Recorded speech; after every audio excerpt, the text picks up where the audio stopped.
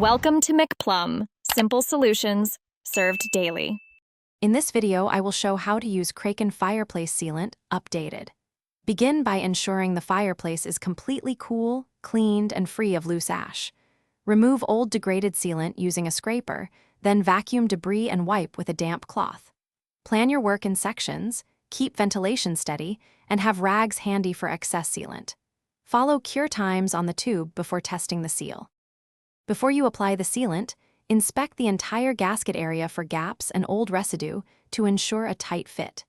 Use a wire brush and scraper to remove loose material, then vacuum and wipe surfaces with a damp cloth to remove dust. Mask off surrounding tiles and paint with painter's tape to prevent accidental smears.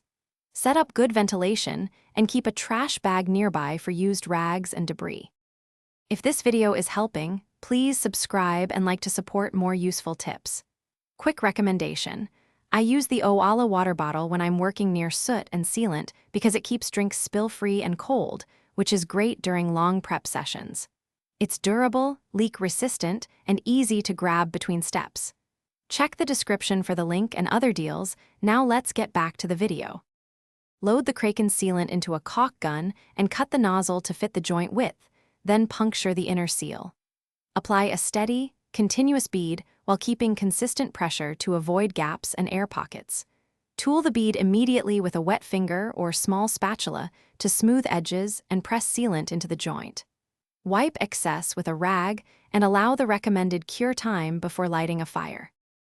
Thanks for watching. Stay juicy and subscribe.